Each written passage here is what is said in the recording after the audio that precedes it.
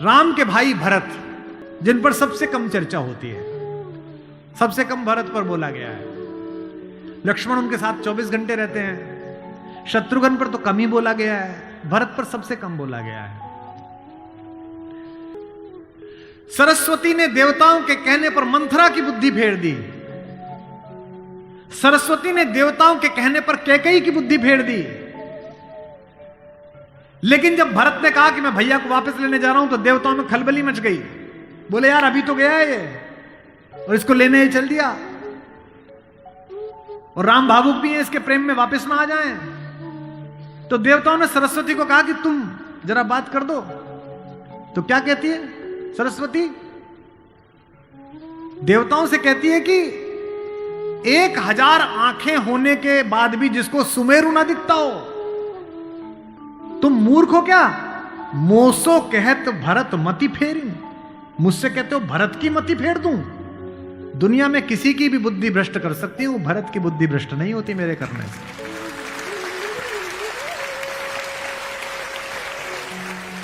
भरत जब भैया को ढूंढते हुए निकले, तो पूरे खानदान को लेकर निकले। भरत ने कहा किसी की तो मान लेंगे, कौशल्या की मान लेंगे, ससुर को भी लेकर गए। जब पहली रात भरत वहीं रुके जहां राम रुके थे, भरद्वाज के आश्रम में। सुबह चलते समय भरत संकोच में थे, तो भरद्वाज ने कहा कि राजन, क्योंकि राजा हो चुके थे, आपके चेहरे पर संकोच है। तो भरत ने डरते हुए कहा कि महर्षि मैं डरा हुआ हूं, मेरी मां ने इतनी बदतमीजी की बात कर दी, मैं बाहर था। भरत को नहीं बताया गया था कि पिता दिवंगत हो गए, पता है आपको ये बात नहीं? भरत को संदेश भेजा गया था तो उसमें यह नहीं कहा गया था कि पिता एक्सपायर कर गए, यह कहा गया था कोई इमरजेंसी है, घर आओ।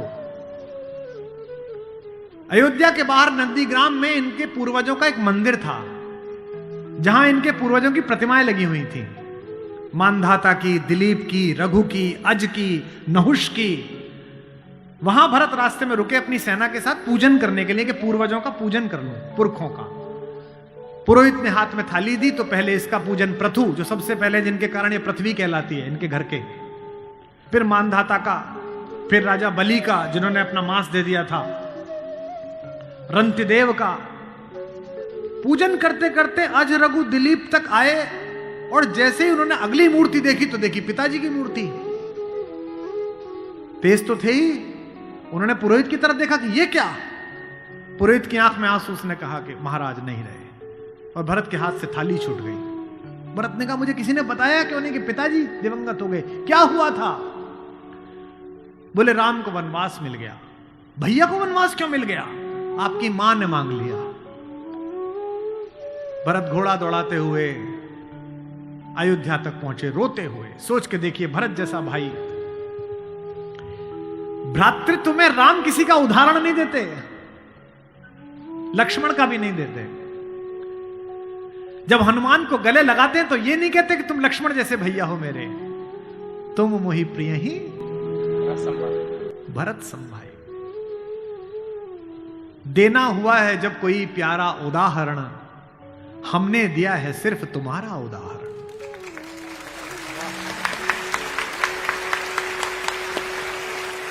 कि भरद्वाज से भरत ने पूछा कि भैया मुझे माफ तो कर देंगे ना, मैंने इतनी बड़ी गलती की, एक ऐसी गलती जो भरत ने की नहीं, उसके पश्चाताप में भरत, मां ने इतनी गलती की, मुझे माफ तो कर देंगे? भरद्वाज ने कहा हे राजन, मुझे पता नहीं कि तुम्हारे बड़े भाई तुम्हें कितना प्रेम करते हैं या नहीं, लेकिन जब वो यहां से जा रहे थे और सुबह के समय उन्होंने गंगा पार करने के लिए पुरोहित को बुलाकर स्वस्ति वाचन का मंत्र किया, तो बड़े खुश थे, प्रसन्न थे कि मैं वनवास पे जा रहा हूं, चेहरे पे मुस्कुराहट थी। लेकिन पुरोहित ने हाथ में जल दिया, और जैसे ही पुरोहित के मंत्रों के बीच में निकला कि जम्बूद्वीपे भरत खंडे, और जैसे ही भरत सुना, राम के हाथ से जल गिर गया और वो जमीन पर गिर पड़े और हाय भरत चिल्लाने लगे, इतना प्रेम तुम्हें राम करते हैं।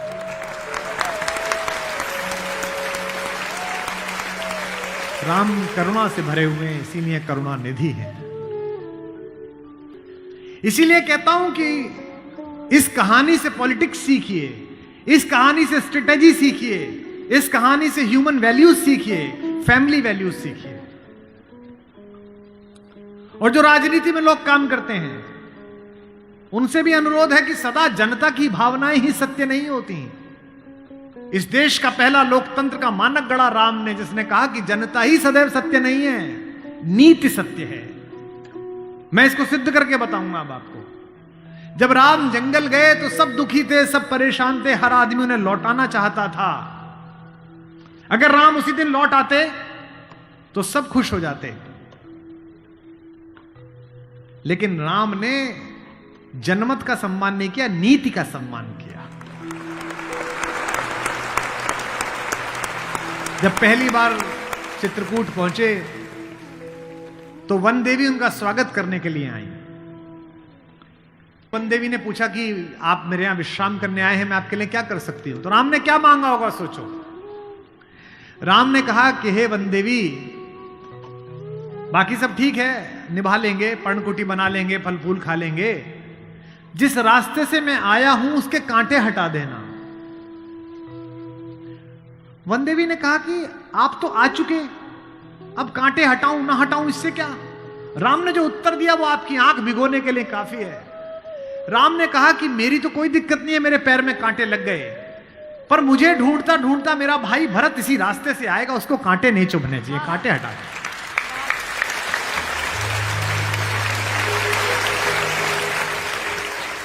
तो वन देवी को जिज्ञासा हुई। वन देवी ने कहा कि यथाज्ञा पयति महाराज, हे महाराज, आपने जो आज्ञा दी मैं कर दूंगी। एक छोटी सी मेरी जिज्ञासा है, क्या अयोध्या का राजा, अयोध्या की चतुरंगिणी सेनाओं का सेनापति, दशरथ का पुत्र, राम का छोटा भाई भरत इतना नाजुक है कि रास्ते में चलेगा तो उसके कांटे चुभ जाएंगे?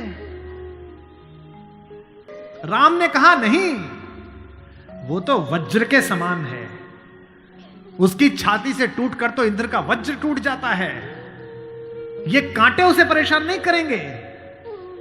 वन देवी ने कहा फिर क्यों हटा दूं? बोले परेशानी यह है कि जब उस रास्ते पर आएगा अगर एक कांटा भी चुभा तो उसका दिल यह सोचकर टूट जाएगा कि मेरे कारण मेरे भैया को इन कांटों को झेलना पड़ा है।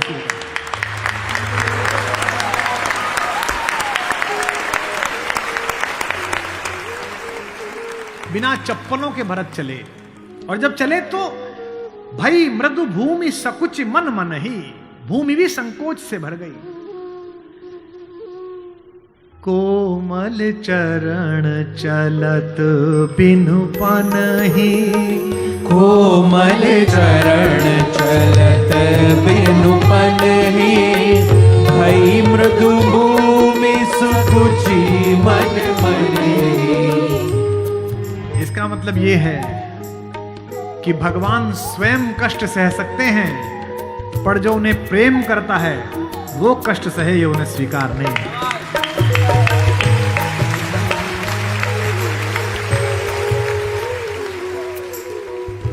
चित्रकूट में रात्रि का समय है, चांदनी खिली हुई है, चंद्रमा निकला हुआ है। ये वो पल था जहां से राम की कहानी पलट सकती थी। अगर दशरथ के अंधेरे कक्ष का एक निर्णय राम को इस जंगल तक लाया है मित्रों, तो आज इस पूर्णमासी के चांद के नीचे का राम का एक निर्णय राम को वापस अयोध्या ले जा सकता है या लंका ले जा सकता है। ये वो रात थी। मुझसे कोई पूछता है कि राम कथा की सबसे महत्वपूर्ण रात्रि कौन सी है, जिस दिन लक्ष्मण को मूर्छा आई वो भी महत्वपूर्ण नहीं थी, क्योंकि पता था कि बच जाएंगे। जिस दिन सीता का अपहरण हुआ वो रात्रि भी महत्वपूर्ण नहीं थी, यही रात महत्वपूर्ण थी, यही रात अंतिम, यही रात भारी, जिसमें भरत, शत्रुघ्न, तीनों माताएं, गुरु वशिष्ठ, ससुर साहब, सास, सब आए हैं कि बस राम लौट चलो। तदनंतर बैठी सभा उटज के आगे, नीले वितान के तले दीप बहु जागे। टकटकी लगाए नयन सुरों के थे वे, सब देख रहे थे। परिणाम उत्सुक उन भया तुरों के थे वे, वह चंद्रलोक था कहां चांदनी वैसी। प्रभु बोले गिरा गंभीर गूढ़ निधि जैसी। जब सबने खाना खा लिया, सबने पानी पी लिया, तब भगवान ने सबको बिठाकर पूछा। क्या सवाल पहला? भरत जैसे आदमी से, हे भरत भद्र अब कहो अभीप्सित अपना, इतनी दूर चल के आए हो, बताओ क्या चाहिए। सब सजग हो गए भंग हुआ ज्यों सपना। एक बात पूछी कि बेटा बताओ क्यों आए हो, तो क्या बोले भरत? हे आर्य रहा क्या भरत अभीप्सित अब भी। आप मुझसे पूछते हो कि मुझे क्या चाहिए? मुझे तो सब मिल गया भैया। इसी दिन के लिए तो मेरा जन्म हुआ था, पिताजी मर गए मेरे कारण, आप जंगल में बैठे हो मेरे कारण, सोने के आभूषण पहनने वाली मेरी भाभी एक वलकल पहने हुए मेरे कारण, जिसके सर पर अयोध्या का राजमुकुट होना चाहिए था उसके सिर पर जटाजूट है मेरे कारण। हे आर्य रहा क्या भरत अभीप्सित अब भी, मिल गया अकंटक राज्य उसे जब तब भी। पाया तुमने तरुतले अरण्य बसेरा, रह गया अभीप्सित शेष तदपि क्या मेरा। और मैं इसलिए भरत पर फिदा हूं कि भरत इतिहास का अकेला पात्र है जिसकी गलती नहीं है फिर भी प्रायश्चित कर रहा है।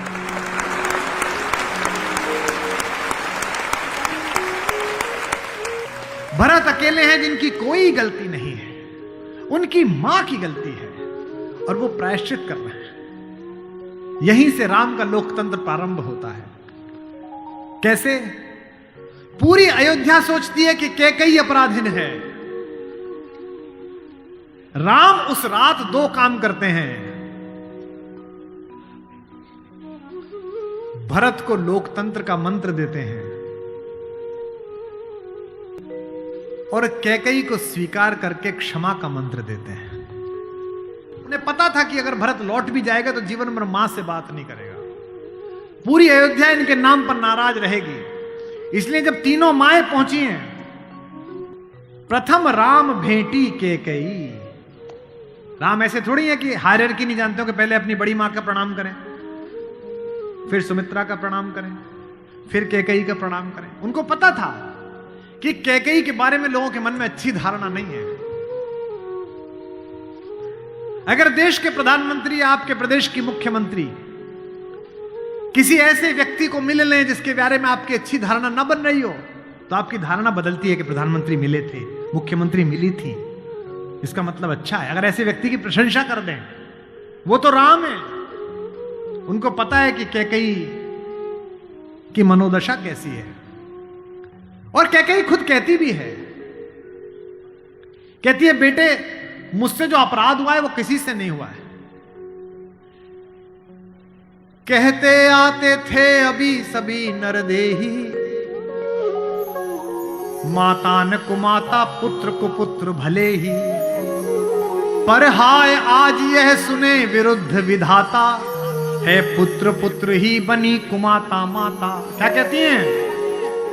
युग युग तक चलती रहे कठोर कहानी, थी रघुकुल में भी एक अभागिन रानी।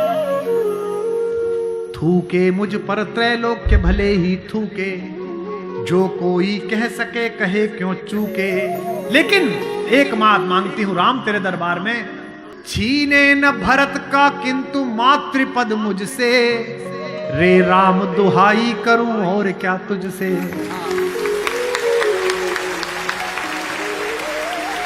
सोचिए कैसा क्षण है, अपने ही बेटे को मांग रही है राम से।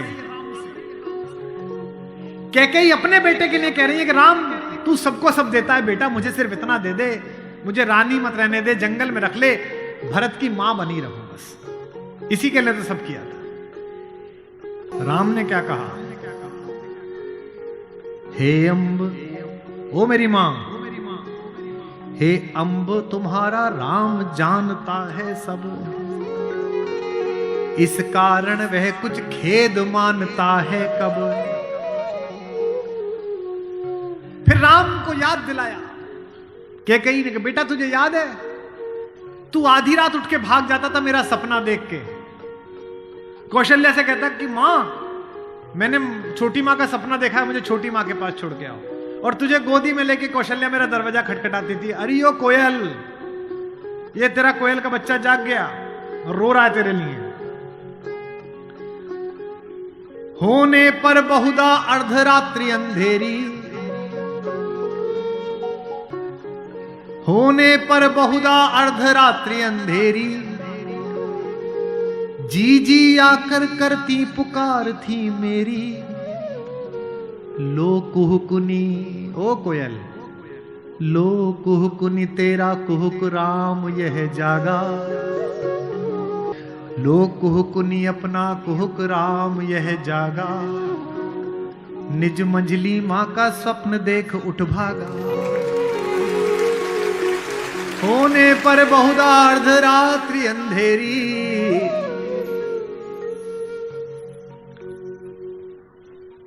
राम ने क्या कहा, मैं वही राम तू वही कैकेयी मेरी। कि 100 बार धन्य वह एक लाल की माई। कौन? 100 बार धन्य वह एक लाल की माई, जिस जननी ने है जना भरत सा भाई।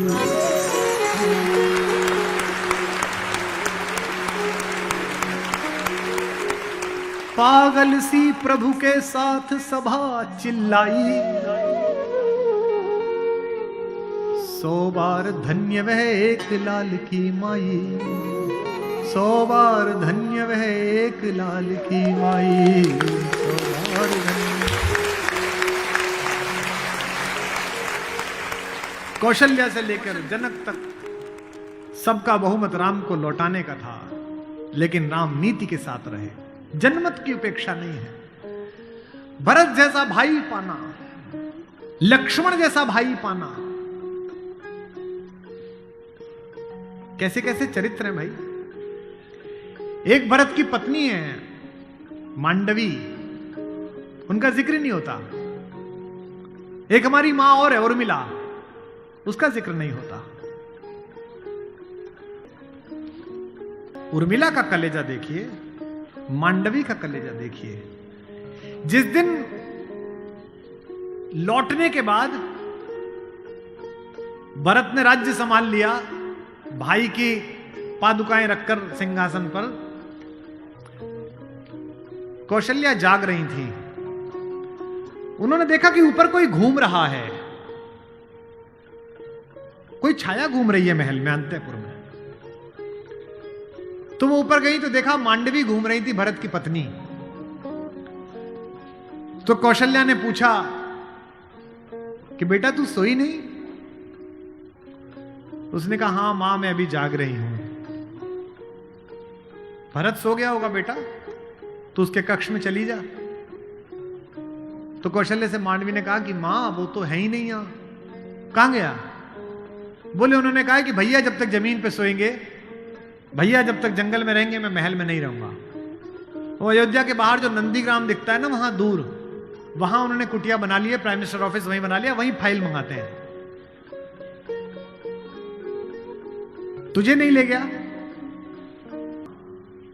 संकोच में पड़ी हुई मांडवी ने कहा, मां मैंने तो कहा था आप जंगल में अकेले कैसे रहेंगे कुटिया में, मैं सेवा कर दूंगी, ले चलो। उन्होंने कहा नहीं, भाभी राम भैया के साथ चली गई हैं, तीनों माओं को देखने के लिए कोई नहीं है, तुम यहीं रहो, उनकी जिम्मेदारी हम पर है।